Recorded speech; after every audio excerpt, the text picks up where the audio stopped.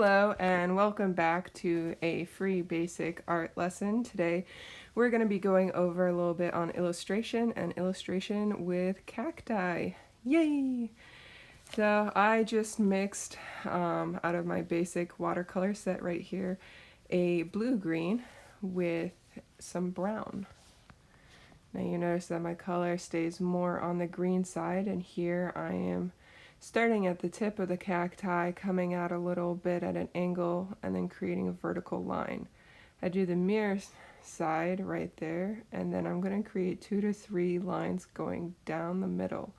It's really important to leave a little white space in between each line. That's what's going to help us define our shadow versus our light.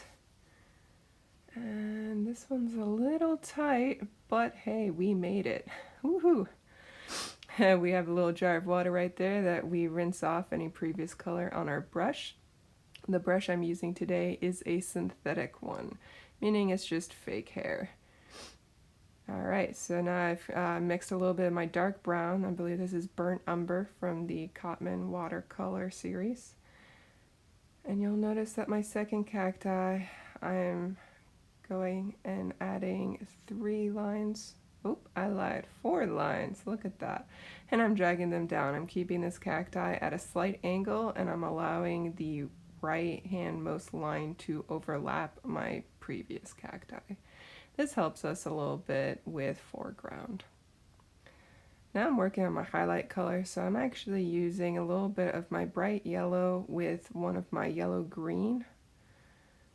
And it's actually a really nice color, so we're gonna apply that.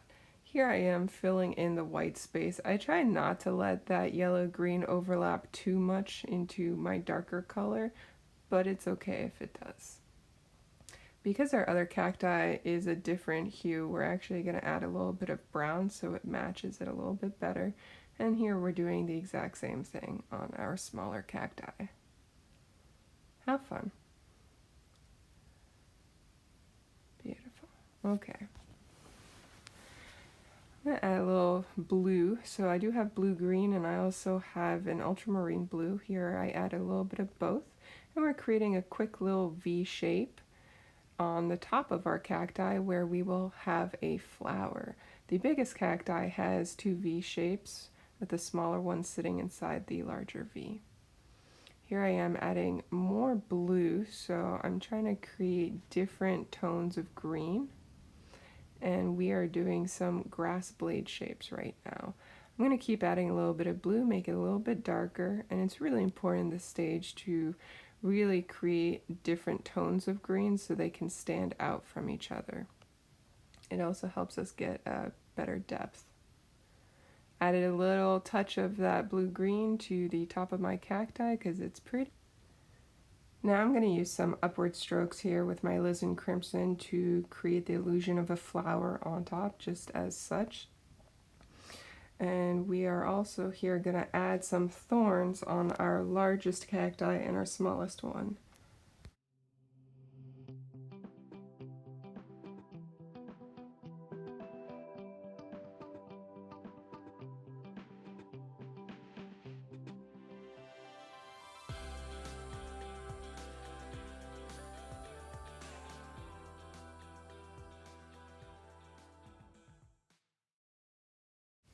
Hope you guys enjoyed that little music right there.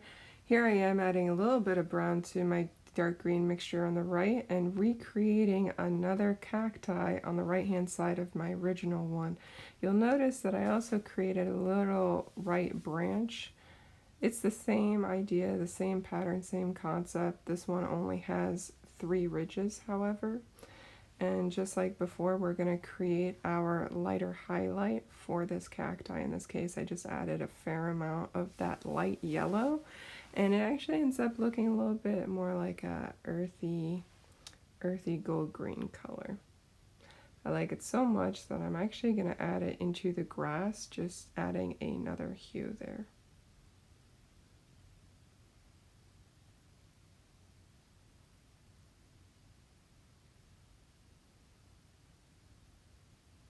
And now I'll fill in that cacti.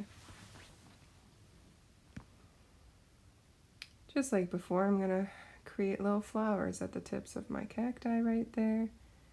In this case, the cacti is so small I keep my general shape to a V.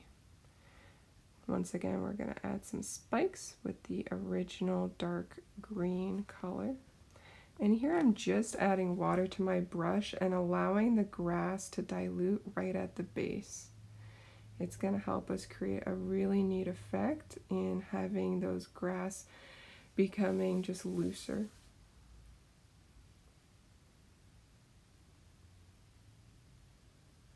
So you'll notice a lot through my process. I have a towelette in the center of my palette.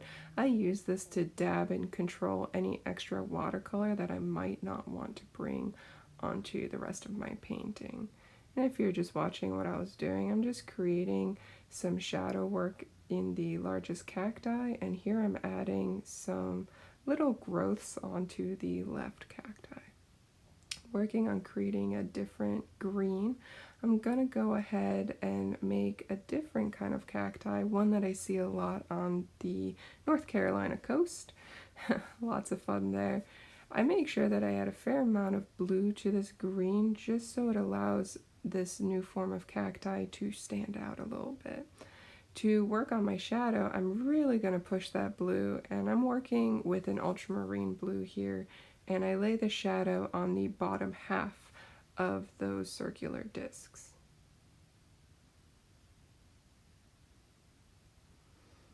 I didn't like how light my growth turned out, so I just went back and darkened it a bit. And for last touch, I have a really cool white gel pen, and I'm just going to go ahead and add a bunch of thorns onto these cacti to complete my look.